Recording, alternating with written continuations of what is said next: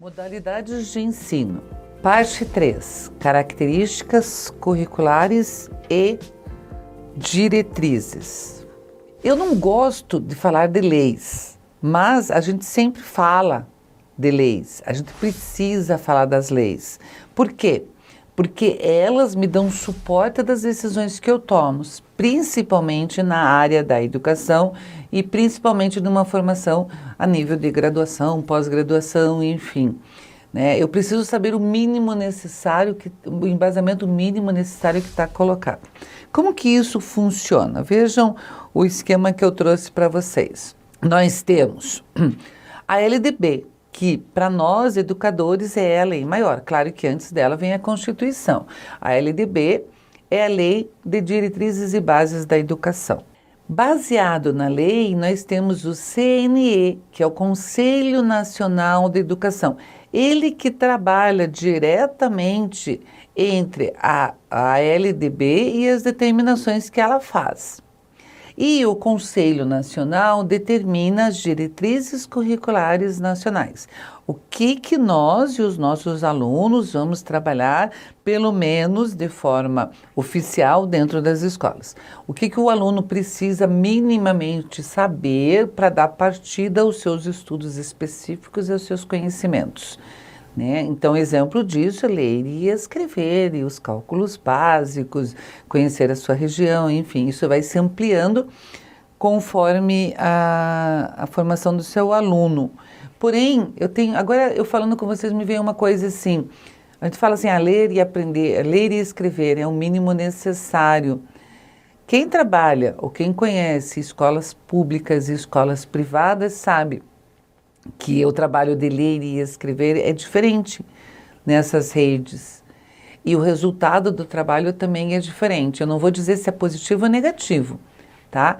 Mas eu sei dizer que 50% dos brasileiros dizem ser não leitores.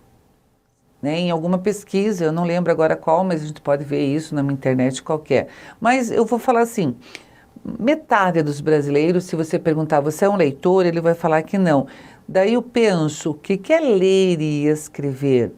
Se ler for só alfabetizar, saber decodificar e assinar um documento para poder votar, a maioria da população brasileira é alfabetizada sim.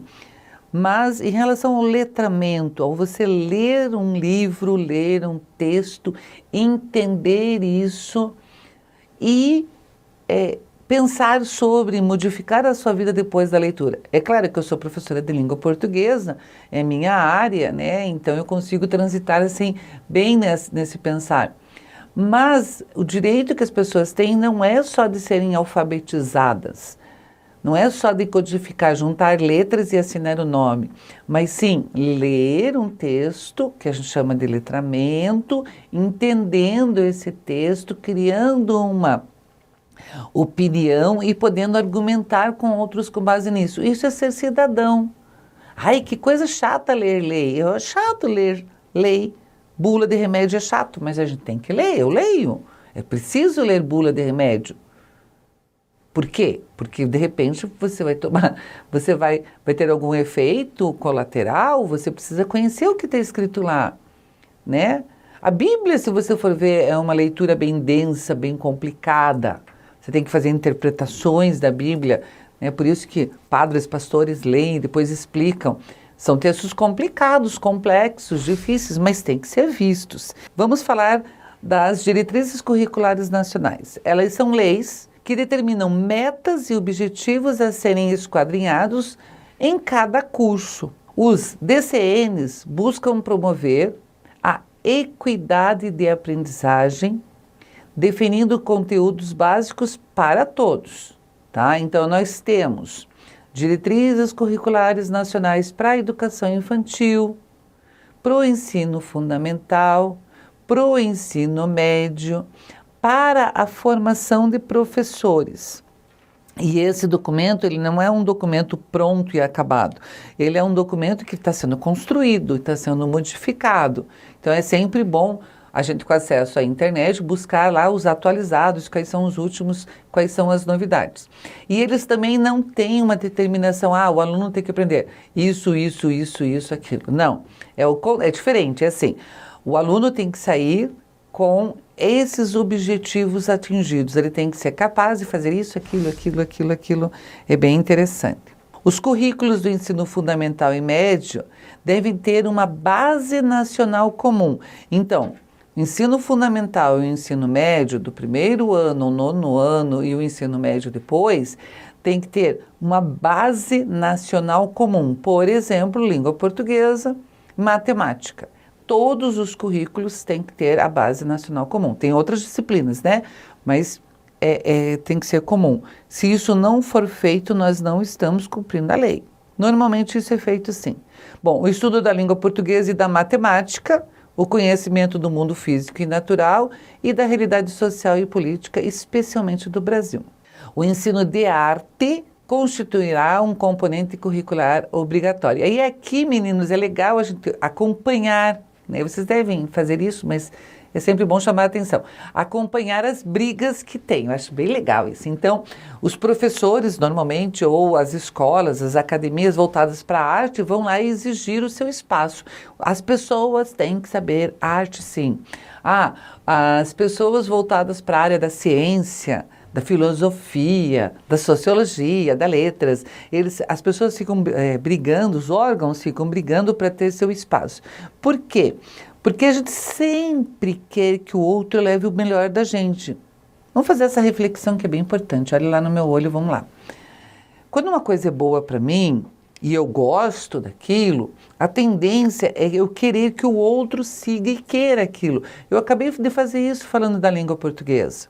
Porque como é minha área de conforto, de conhecimento, eu quero passar isso para você.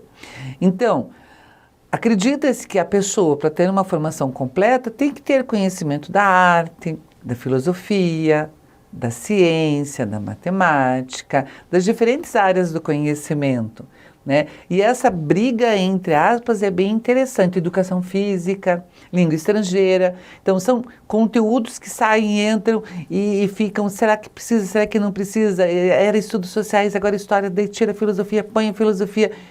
É bem interessante esse movimento, porque dessas confusões, dessas intrigas, dessas brigas, como eu falei, vão sair os nossos alunos. Lembrem que sempre nós vamos ter alunos estudando, e eles vão estudar as coisas que a gente discute nessas reuniões, nessas brigas, como eu disse, né? A educação física é componente curricular obrigatório da educação básica. O ensino de história do Brasil levará em conta as contribuições das diferentes culturas e etnias para a formação do povo brasileiro, especialmente das matrizes indígenas, africanas e europeias. Olha que bacana! Os nossos alunos têm que conhecer as nossas origens. Uma coisa bacana da língua portuguesa, trabalhar os conteúdos lusófonos. Lusófonos são os países que falam a língua portuguesa. Então, Angola, Moçambique, Guiné-Bissau, países da África que falam a língua portuguesa têm produções culturais que têm que ser estudadas pelos nossos alunos. A gente não precisa estudar só cultura dos Estados Unidos ou mesmo da Europa, né, ou da Ásia, sei lá. A gente tem também que conhecer os nossos países que são irmãos de língua. É obrigatório o estudo da história e da cultura afro-brasileira e indígena. Uma palavra interessante, obrigatório. Então, levará em conta as diferentes culturas. E aqui fala em obrigatório. Obrigatório. Qual que é a diferença dessa palavra? Se a lei, e isso é uma determinação, porque é uma diretriz curricular, fala que é obrigatório, ela tem que dar subsídios legais para a gente trabalhar, tá? Se eu falar assim, preferencialmente, é bem interessante, a educação preferencialmente deverá ser na rede regular. Preferencialmente quer dizer que pode não ser, pode ser e pode não ser. Agora, se eu falo, tem que ser obrigatório. Se a lei obriga, ela tem que dar subsídios para eu poder executar aquela lei. Eu não consigo fazer uma coisa sem condições. Então, isso é bem importante para a gente entender. Aqui, nós terminamos nosso encontro. Eu desejo a todos bons estudos, boas reflexões e até a próxima aula.